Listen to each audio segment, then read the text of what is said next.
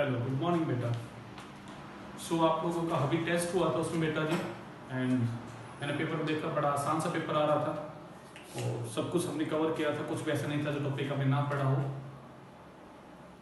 अब जो अगला टेस्ट होगा बेटा जी, उस टेस्ट के अंदर आपका 9th का टॉपिक आ रहा है।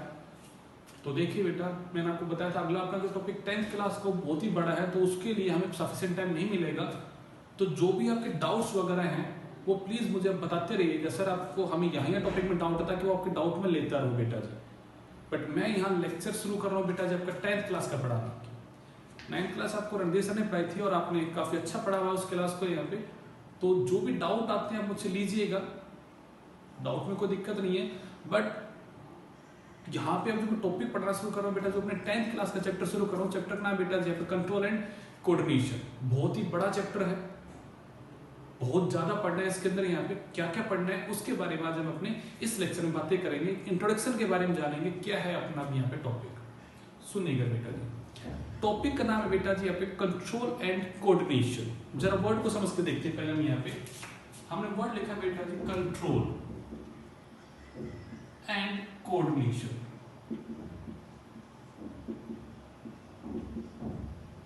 अब बेटा पहला वर्ड आता है यहाँ पे कंट्रोल। कंट्रोल वर्ड का क्या मतलब है यहाँ पे? आप ये कहते हो सर हमने खाना खाया, तो जैसे हमने खाने को देखा हमारे माउथ में स्लाइवा आ गया, मतलब स्लाइवरी ग्लैंड ने एंजाइम्स को मैं कहूंगा स्लाइवा को सीक्रेट कर दिया। सर जैसे ही खाना पेट में पहुंचा तो हमारे स्टोमक में कॉन्ट्रैक्शन और रिलैक्सेशन स्टार्ट हो गया और उसने फूड का डाइजेशन स्टार्ट कर दिया। जो भी डाइजेस्टिव ग्लैंड थे उनसे एंजाइम सीक्रेट होना शुरू हो गए।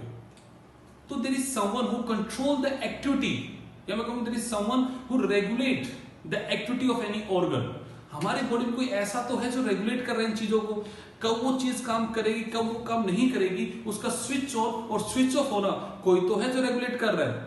अब हम खाना नहीं खा रहे तो स्लाइवरी ग्लैंड से स्लाइवा नहीं निकल रहा है, बट जैसे हमने खाना खाने लगते हैं, खाने को हम देखते हैं, हमें भूख लगती है, तो ऑटोमेटिक ऐसा काम हो। और छोड़िएगा, आप ये कह सकते हो अगर कहीं से अच्छे खाने के अगर आपको ऑर्डर भी आ रहा होगा, तो जैसे आपके नोज उसे सेंसेस करेंगे यहाँ पे, आपको ऑटोमेटिक यहाँ पे आपको सलाइवा निकलना शुरू हो जाएगा कि कहीं पे अच्छी चीज की खुशबू आ रही है। ऐसा क्या है सिस्टम जो जिनकी एक्टिविटी को कंट्रोल करता है? तो हम बातें करेंगे यहाँ पे। There is a controlling unit, there is a regulatory unit who regulate the function, who regulate the जो भी वहां पे स्विच ऑन और स्विच ऑफ हो रहा उसकी एक्टिविटी का, उसे रेगुलेट करने वाला कोई है। और वो जो उसकी एक्टिविटी को रेगुलेट कर रहा है बेटा, जो कौन है यहाँ पे आपके कंट्रोलिंग यूनिट है, वो क्या है और कैसे काम करता है उसको हमें समझना पड़ेगा। दूसरा पॉइंट आता है बेटा जी यहाँ पे कोऑर्डिनेशन। कोऑर्डिनेशन वर्ड का मतलब आप सिंपल सी बात में कहते हो मिलके काम को करना। अब इस वर्ड का क्या मतलब है?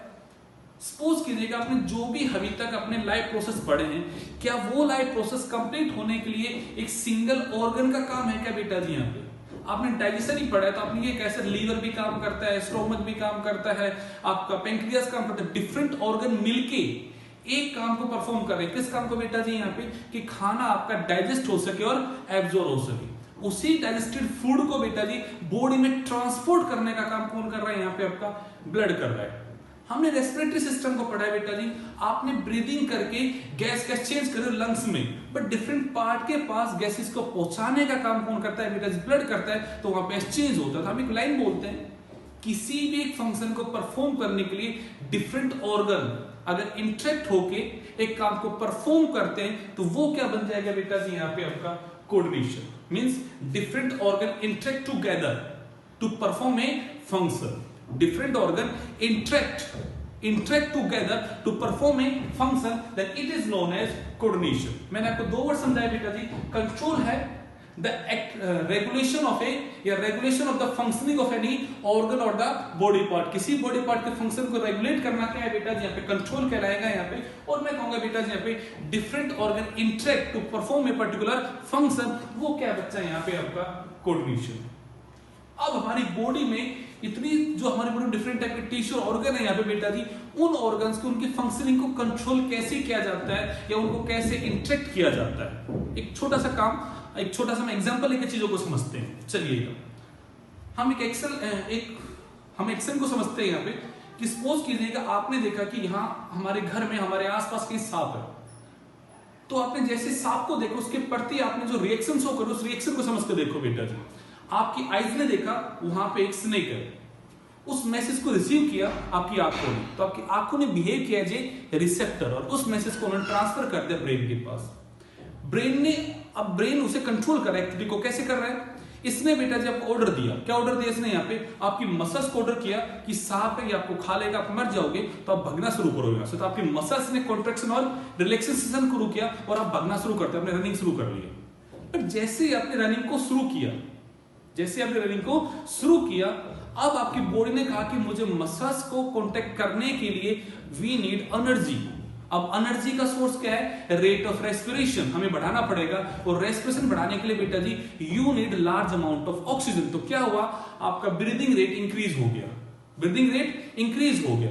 बट ब्रीदिंग रेट इंक्रीज होने से यहाँ पे गैसेस तो ज्यादा लेने लग गए बेटा जी यहाँ पे, बट ऑक्सीजन को ट्रांसपोर्ट करने का काम कौन करेगा? आपका ब्लड करेगा। तो ऑटोमेटिक आपकी हार्ट बीट भी क्या होगी? तेज होगी।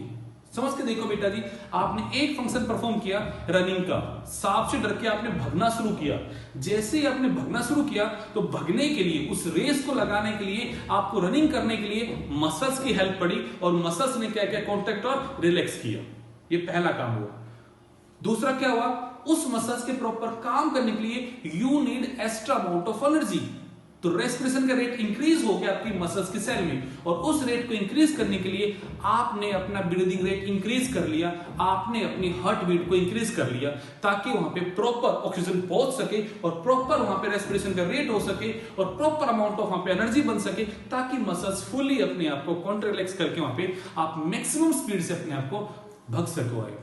यानी कि एक काम परफॉर्म किया अपनी रनिंग का, उसके लिए देखो डिफरेंट बॉडी के पार्ट्स, डिफरेंट मेरे सिस्टम जो हो रहे हैं वो इन्वॉल्व होके उस काम को परफॉर्म कर रहे हो। तो अब इस वर्ड को समझ कर देखो, ये जो कोऑर्डिनेशन सेट हो गया, ये जो डिफरेंट ऑर्गन्स में इंटरेक्शन हो रहा है, तो कोई तो है जो इन सबको आपस में इंटरेक्ट करवाता है कि भैया जी इस काम को करने के लिए ये ऑर्गन मिलकर काम करो। इनमें जो कोऑर्डिनेशन सेट हो रहा है, कोई तो है जो इस कोऑर्डिनेशन को सेट करता है। वो कौन है? वो कंट्रोलिंग यूनिटी है जो कोऑर्डिनेशन सेट करेगा। तो कैसे सेट होती है सब चीजें, वो हम पढ़ने वाले अपने इन टॉपिक में। Getting my point? थ्योरी को समझिएगा, पहले कहानी को समझिएगा। हम इस चैप्टर में पढ़ने वाले क्या है बेटा जी? हम यहाँ कंट्रोल एंड कोऑर्डिनेशन की बात करने वाले कि किस तरह से हमारे डिफरेंट ऑर्गन्स की एक्टिविटी को रेगुलेट किया जाता है, एंड कैसे डिफरेंट ऑर्गन आपस में इंटरेक्ट करके एक काम को परफॉर्म करते हैं, how it happen in the body. हमें उन चीजों को समझना है, और उन चीजों के बारे में बताने वाला जो चैप्टर होगा उसका नाम क्या होगा बच्चा? यहाँ पर कंट्रोल एंड कोऑर्डिनेशन, पहला पॉइंट। अगला पॉइंट क्या आता है इसके बारे में? कंट्रोल एंड कोऑर्डिनेशन होता कितने प्रकार का? तो मैं कहूंगा बेटा जी 2 टाइप का होता है। कौन से 2 टाइप का होता है बेटा जी? मैं कहूंगा इसी काम को या तो हम नर्वस सिस्टम के थ्रू करेंगे, तो मैं कहूंगा बेटा जी यहाँ पे न्यूरल कंट्रोल। क्या बोलूंगा बेटा जी यहाँ पे? न्यूरल। न्यूरल का मतलब होगा जहां पे हमारा ब्रेन है, मैं कहूंगा नर्व फाइबर, जहां पे हमारे नर्व फाइबर, हमारे न्यूरॉन्स वगैरह यूज होंगे, जहां पे नर्वस सिस्टम यूज होगा, वो कंट्रोल कैसा बनेगा बेटा जी? यहाँ पे न्यूरल कंट्रोल बनेगा। एंड दूसरा जो कंट्रोल होता है बेटा जी यहाँ पे, वो होता है केमिकल कंट्रोल।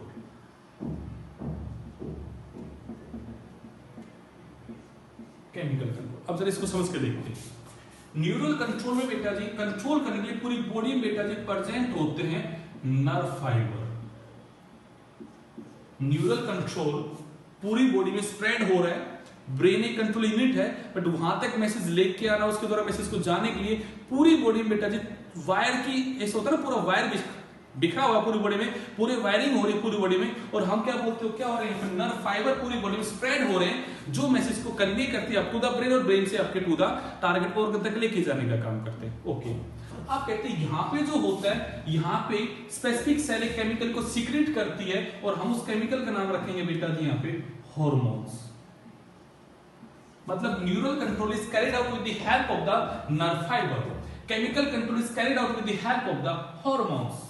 क्या बोला बच्चा मैंने यहाँ पे? Neural control is carried out with the help of the nerve fibre, chemical control is carried out with the help of the hormones. ये पॉइंट हो गए। अगले पॉइंट पे आते हैं। ये कंट्रोल जो होता है ये बहुत ही फास्ट होता है, और ये कंट्रोल जो होता है बेटा जी इट इज वेरी स्लो, ये बहुत स्लो होता है। अगर हम स्टेट की बात करते हैं कितने टाइम तक उसका अफेक्ट रहता है, मैं कहूंगा इसका अफेक्ट जो होता है बेटा जी वो शॉर्ट लिव्ड अफेक्ट होता है। मतलब बहुत ही फास्ट होता है, बट उसका जो इफेक्ट है बॉडी में वो लंबे टाइम तक सस्टेन नहीं करता, बहुत ही कम टाइम के लिए होता है बेटा जी यहाँ पे। जबकि इसका इफेक्ट जो होता है यहाँ पे वो लॉन्ग लिव्ड होता है। इसका इफेक्ट कैसा होता है? लॉन्ग लिव्ड होता है, जबकि इसका कैसा होता है यहाँ पे? शॉर्ट लिव्ड होता है। अब पॉइंट आता है, एक बात को समझ के देखना सर, हमारे पास न्यूरल कंट्रोल है और ये बहुत ही फास्ट काम करता है, रैपिडली काम करता है, हमें इसकी जरूरत ही क्यों पड़ी? जब ये कंट्रोल था तो why we need chemical control? आपके बोर्ड में क्वेश्चन आता है और ये बड़ा ही अच्छा क्वेश्चन बता रहा हूं बेटा जी, why we need chemical control? हमें केमिकल कंट्रोल की नीड ही क्यों पड़ी, हमें उसकी जरूरत ही क्यों पड़ी, हमें इसके बारे में बात करनी पड़ेगी। जब न्यूरल था हमारी बॉडी में, एनिमल के पास नर्वस सिस्टम है जो काम करता है, वो बहुत ही रैपिड है, बहुत ही अच्छे से काम हो रहा है पूरी बॉडी में, तो फिर हमें इसकी जरूरत क्यों पड़ी? तब प्रॉब्लम को समझिएगा, हमारी बॉडी में 10 की पावर 14 सेल, अगर मैं सेल का नंबर आपको बताऊं बेटा, इसका हमारा सेल का नंबर कितना है यहाँ पे? 10 की पावर 14 सेल्स का नंबर है, इन्हें एवरेज की बात कर रहे हैं बेटा जी। अब नर्व फाइबर हर एक सेल तक नहीं पहुंच पाती, पर्टिकुलर सेल टू सेल तक दे नेवर गेट स्प्रेड, हर सेल से कनेक्ट नहीं हो पाता, मतलब ब्रेन जो है वो हर सेल से कनेक्ट नहीं हो पाता है। और सेल टू सेल कम्युनिकेशन जहां होता है या नियर बाय जोन में जो काम होगा बेटा जी, वहां पे काम कौन करवाएगा बेटा जी? यहाँ पे आपका केमिकल कंट्रोल करवाएगा। दोबारा वर्ड को सुनना, because nerve fibre do not get spread cell to cell और टू द होल सेल तक वो नहीं स्प्रेड हो सकते, तो बिल्कुल हर सेल तक अगर कोई चीज जा सकती है, कौन जा सकती है बेटा जी? यहाँ पे केमिकल जाएगा और ये उस चीज को मतलब जहां ये काम नहीं कर पाएगा वहां पे ये काम करेगा। या मैं कहूंगा प्राइमरी कंट्रोल बेटा जो नर्वस का होगा, बट उसके लिए हेल्पिंग कोई चीज होगी, कौन होगी? यहाँ पे आपकी केमिकल होगी। ओके, अब अगले पॉइंट पे आते हैं। इन the case of the animal, in the case of animal kingdom में से बेटा जी एक ग्रुप को निकाल दो, पोरीफेरा।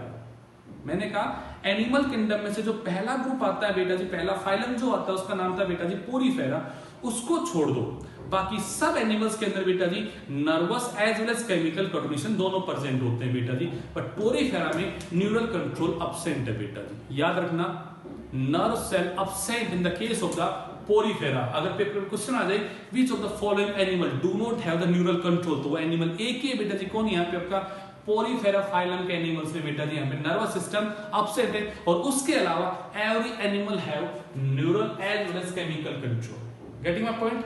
एनिमल की बात की बेटा जी, पोरीफेरा के अलावा सब में दोनों होते हैं। पोरीफेरा में न्यूरॉन्स अपसेंट है, नर्वस सिस्टम अपसेंट है, कोई चीज वहां पे नहीं होती, न्यूरल कंट्रोल नाम की कोई चीज वहां पे नहीं होती। ओके, अब हम कहते हैं केमिकल में कहते हैं प्लांट में, हम बातें करते हैं बेटा जी प्लांट की में, plant do not have neural control.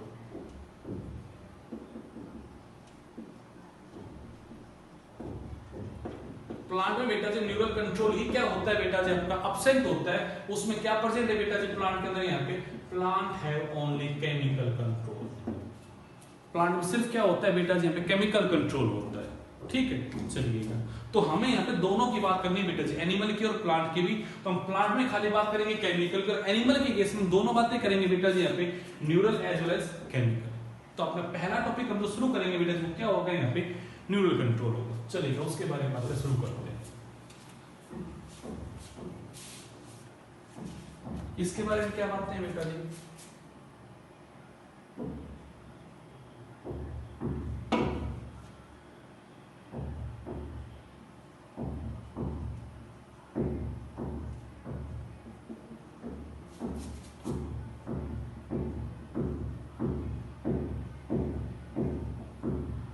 बातें करते हैं बेटा जी यहाँ पे नर्वस सिस्टम या न्यूरो सिस्टम कैसा कैसा होता है बॉडी में, हम उसके जरा चीजों को समझ के देखते हैं। तो जरा समझते हैं उसके बाद को।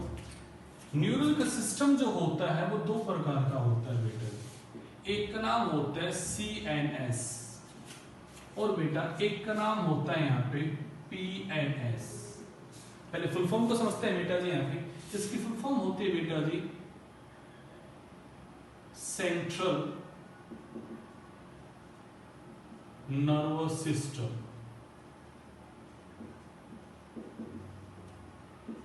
इसका नाम होता है बेटा जी सेंट्रल नर्वस सिस्टम, और पीएनएस का नाम होता है बेटा जी पेरिफेरल नर्वस सिस्टम। दो तो हमने ये बातें समझी। अब पॉइंट को समझ के देखो इसका मतलब क्या है। जो nervous system in the central axis of the body है, ये हमारी बॉडी का जो सेंट्रल एक्सिस है, इस सेंट्रल एक्सिस में जो बेटा जी हमारा नर्वस सिस्टम बैठा है वो क्या कहलाएगा यहाँ पे सेंट्रल नर्वस सिस्टम। और इस सेंट्रल नर्वस सिस्टम के पेरिफेरी में जो चीज प्रेजेंट होगी वो क्या कहलाएगी बेटा जबकि यहाँ पे पीएनएस। आई होप आप समझ में आ गया होगा। ये हमारी बॉडी का सेंट्रल एक्सिस, तो मैंने कहा the type of nervous system that is present with in the central axis of the body, वो क्या है बेटा यहाँ पे सीएनएस। और मैं कहूंगा यहाँ पे दो चीजें आती है बेटा, क्या दो चीज आती है यहाँ पे, CNS is made up of brain and spinal code. किसका बना है बेटा, ब्रेन एंड स्पाइनल कोड का। आप कह सकते हो बेटा सर यहाँ पे हमारा ब्रेन सिचुएटेड स्कल के अंदर यहाँ पे, तो हमारा वर्टिब्रल कॉलम के अंदर बेटा क्या बैठा स्पाइनल कोड बेटा। तो मैं कहूंगा ये दो बातें हो जाती हैं यहाँ पे, ब्रेन और क्या बेटा स्पाइनल कोड। अब जरा बायोलॉजिकल वर्ड को समझते हैं। ब्रेन इज नोन एज इंसेफेलॉन,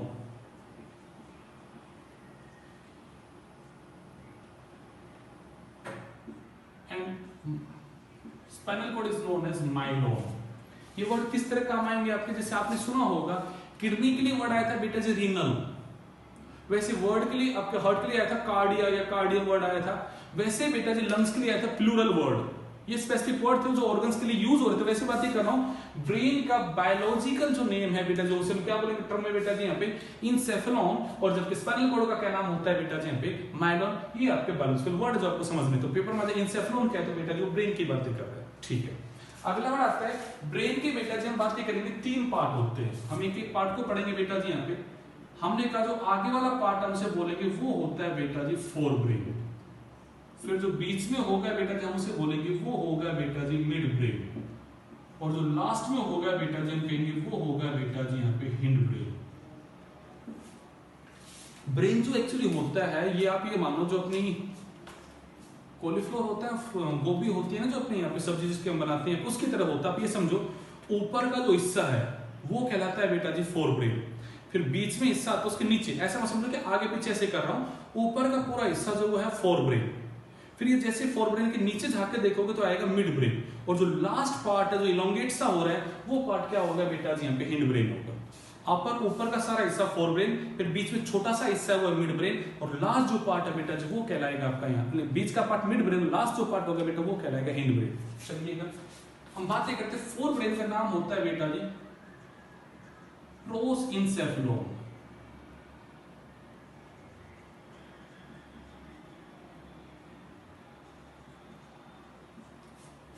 हमने उसका नाम लिखा बेटा फोर ब्रेन को हम बोलते हैं प्रोसेंसेफेलॉन, जबकि हमारा मिड ब्रेन जो होता है उसे हम बोलते हैं मेसेनसेफेलॉन।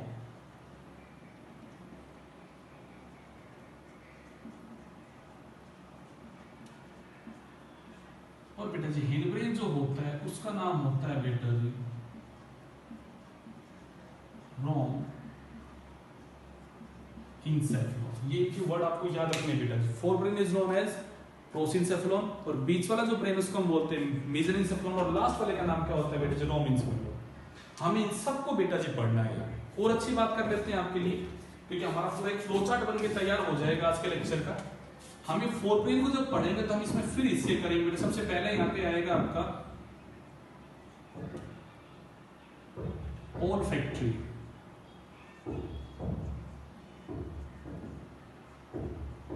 इसके भी इससे होंगे ओल्फैक्टरी लोब, फिर इसका नाम होगा बेटा जी यहाँ पे सेरिब्रम, और लास्ट पार्ट आएगा बेटा जी यहाँ पे डाइंसेफेलॉन। इसके फर्दर तीन पार्ट आएंगे बेटा जी। मिड ब्रेन की कोई पार्ट नहीं होंगे बेटा जी यहाँ पे, और हिंड ब्रेन के भी तीन पार्ट होंगे बेटा। हम बोलेंगे बेटा जी यहाँ पे आपका pons Varolii, medulla oblongata, and last part होगा बेटा जी cerebellum.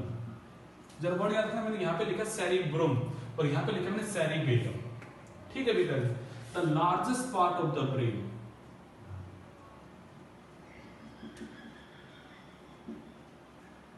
Largest part of brain वो है बेटा जी सेरिब्रम। अकेला कितना है बेटा जी यहाँ पे, up to the 80% of the brain खाली किससे बना है बेटा जी, यहाँ पे सेरेब्रम से बना है।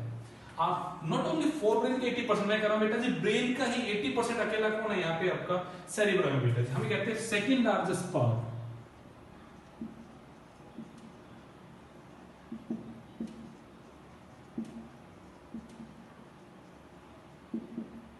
वो है बेटा सेरेबेलम। नाना पाटेकर की मूवी देखी होगी आप लोगों ने कि पीछे बुद्धि में थप्पड़ में बोल, यहाँ छोटा ब्रेन होता है, छोटा ब्रेन होता है। यहाँ वो जो छोटा ब्रेन बोलते हैं ना जिसे बेटा, जो अपने यहाँ पे पीछे की साइड में होता है, वो कौन है बेटा जी, यहाँ पे सेरेबेलम है।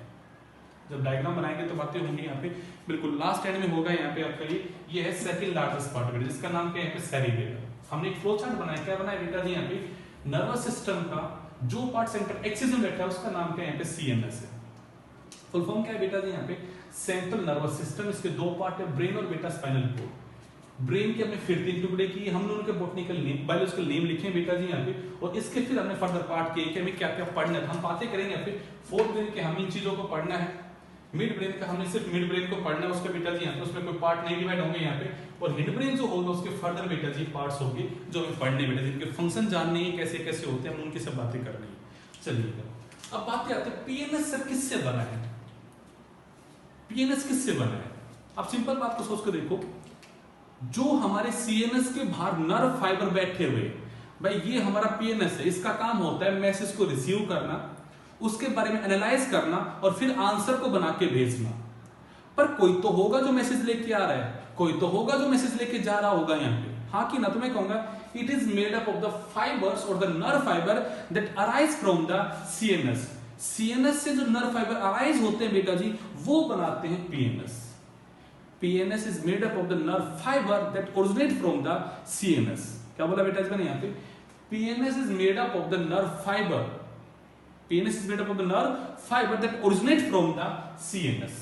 ठीक बात है। तो चलो हम यहाँ पे एक वर्ड बोल देते हैं बेटा जी यहाँ पे, PNS के पास दो तरह के फाइबर्स होते हैं बेटा जी। एक फाइबर का नाम होता है स्पाइनल नर्व। आई थिंक आपको नाम से समझ आ रहा होगा। वो नर्व फाइबर जो स्पाइनल कोड से निकलते हैं उनका नाम क्या होता है बेटा यहाँ पे, स्पाइनल नर्व। और ये होते हैं बेटा जी 31 पेयर।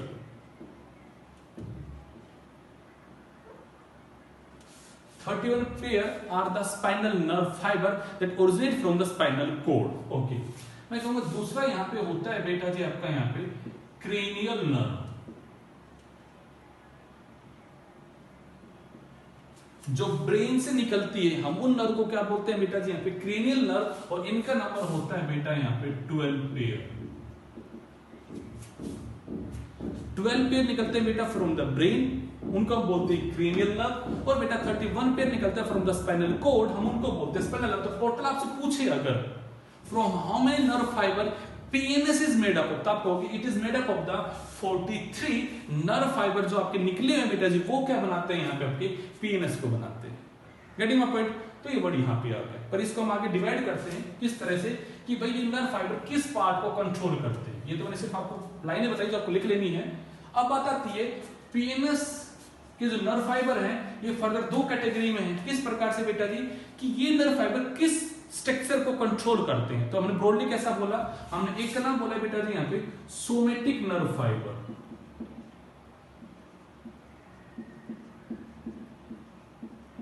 हमने नाम रखा बेटा जी सोमेटिक नर्व फाइबर। वर्ड का क्या मतलब बेटा जी, जो हमारी skeletal muscle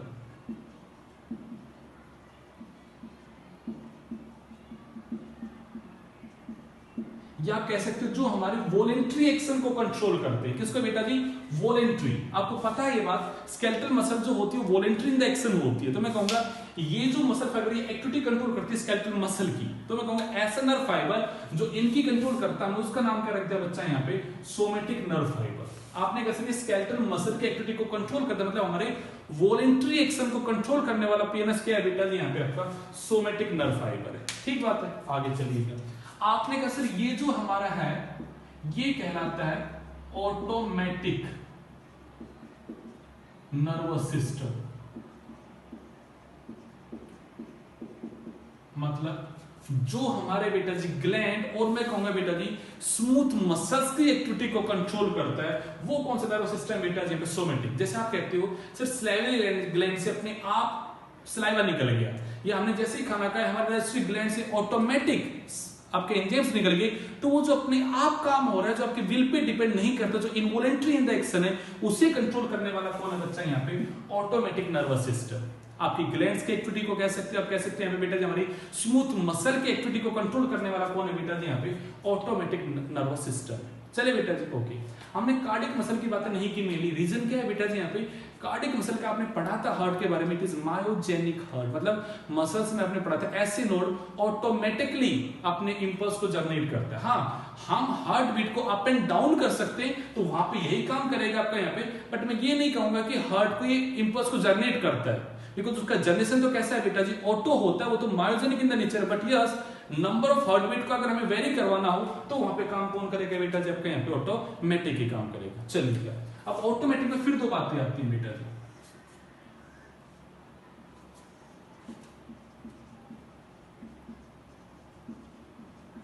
sympathetic nervous system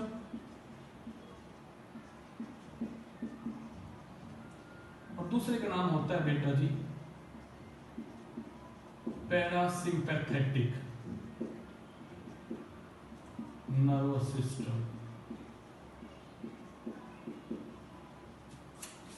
ये ऑटोमेटिक के पार्ट है, बट ये दोनों एक्शन में बेटा जी एंटागोनिस्टिक से होते हैं। एंटागोनिस्टिक से क्या मतलब है कि एक का काम होता है कि वो जो चीज अपना एक काम कर रहा है, होम्योस्टेटिस वहां पे जो मेंटेन है उससे अवे लेके जाएगा, तो एक का काम होगा उसे वापस होम्योस्टेटिस में लेके आना।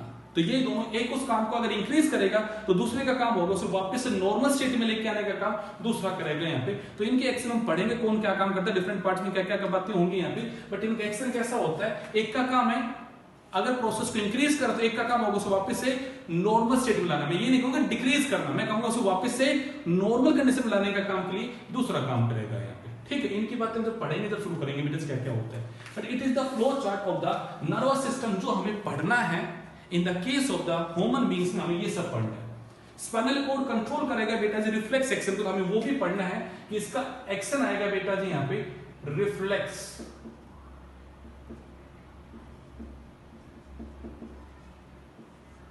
को कंट्रोल हमें कैसे करता है, क्या होता है रिफ्लेक्स एक्शन, वो सब भी बातें हमें करनी पड़ेगी बेटा जी यहाँ पे। तो ये हमारे इस पूरे चैप्टर का, यानी कि खाली मैंने नर्वस का बताया बेटा जी यहाँ पे, हमें ह्यूमन के अंदर इतना सब कुछ पढ़ना है। फिर हमें बातें करनी है डिफरेंट टाइप ऑफ ग्लैंड्स की जहां से हार्मोन्स निकलते हैं, ये तो सिर्फ हमें एनिमल में बातें करनी है बेटा जी। एंड फिर हम बातें शुरू करेंगे बेटा जी प्लांट्स के केस में, प्लांट में कैसे कैसे मूवमेंट होते हैं और प्लांट में कौन कौन से हार्मोन्स निकलते हैं, वो सब बातें प्लांट की। मतलब मैंने आज के लेक्चर में आपको ये जो फ्लो चार्ट समझाया, सिर्फ मैंने ह्यूमन का समझाया है, जो हमें सिर्फ ह्यूमन का नर्वस समझना है बेटा जी। इसके अलावा ह्यूमन में ही केमिकल कोऑर्डिनेशन बच गया, उसमें हमें बहुत सारे ग्लैंड्स को पढ़ना है बेटा जी। फिर हम बातें करेंगे प्लांट तो अलग, मतलब ये सब चीजें हमें बेटा जी यहाँ पे अगले टेस्ट के लिए बेटा जी तैयार करनी। तो सिलेबस बहुत ही बड़ा है बेटा जी। अगर आप 11th क्लास की बात करते हो तो बेटा जी इसके ऊपर 11th क्लास में 3 चैप्टर आते हैं, 2 तो एनिमल के, मतलब एक सिंपल सा चैप्टर है नर्वस सिस्टम, एक है बेटा जी केमिकल कोऑर्डिनेशन, 2 तो चैप्टर है 11th क्लास के, और बेटा जी एक अलग चैप्टर है प्लांट फिजियोम बेटा जी यहाँ पे, जिसमें हम हार्मोन्स की बात करते हैं। मतलब +1 के 3 चैप्टर है बेटा जी, जो आपके 10th में एक ही चैप्टर। बहुत ही बड़ी चीजें है, मतलब इनमें समझने के लिए, पढ़ने के लिए बहुत सारी चीजें, यानी कि बेसिक बहुत सारी बातें इनमें करने के लिए। अगर हम 11th क्लास की बात नहीं कर रहे हैं यहाँ पे, बट अगर आपको बेसिक चीजें समझाने के लिए बहुत कुछ इसमें पढ़ने के लिए, तो बहुत ही लंबा चौड़ा ये चैप्टर है बेटा। सेकेंड थिंग, अब हम टॉपिक की शुरुआत कहां से करने वाले हैं, तो मैं कहूंगा इस नर्वस सिस्टम की स्ट्रक्चरल और फंक्शनल यूनिट क्या है। जैसे आप लोगों ने किडनी में कहा है कि nephron is the structural and functional unit of the kidney. वैसे मैं कहूंगा नर्वस सिस्टम में जो काम करता है, तो मैं कहूंगा स्ट्रक्चरल एंड फंक्शनल यूनिट अगर कोई है तो कौन है बेटा जी यहाँ पे? न्यूरॉन। तो सबसे पहले बेटा जी हमें न्यूरॉन को ही समझना है, न्यूरॉन का स्ट्रक्चर कैसा होता है, न्यूरॉन क्या करता है क्या नहीं करता है। तो हमारा पहला टॉपिक है जिसकी शुरुआत होगी बेटा जी, वो क्या होगा यहाँ पे? न्यूरॉन। तो आप न्यूरॉन के बारे में लिख लीजिएगा, the structure and functional unit of the nervous system is known as neuron. It's all about a flow chart जो हमें पढ़ना है बेटा जी। इसी के साथ बेटा जी आपका टॉपिक शुरू करते हैं कंट्रोल एंड कोऑर्डिनेशन। इसको अच्छे से प्रिपेयर कीजिएगा, फिर आपको अगले लेक्चर्स में अपना टॉपिक शुरू कर दें। तब तक देखते रहिएगा। कोई भी प्रॉब्लम आती है आपको 9th वाले टॉपिक में, जो आपके कमिंग टेस्ट का सिलेबस है बेटा जी, तो प्लीज़ मैसेज कीजिएगा मुझे और बताइएगा सर ये टॉपिक पढ़ाना है, ये टॉपिक क्या बता दो, तो वही चीज़ें मैं आपके डाउट में लेता रहूँगा। जब तक अपना इन टॉपिक को साथ साथ में पढ़ते रहिएगा बेटा।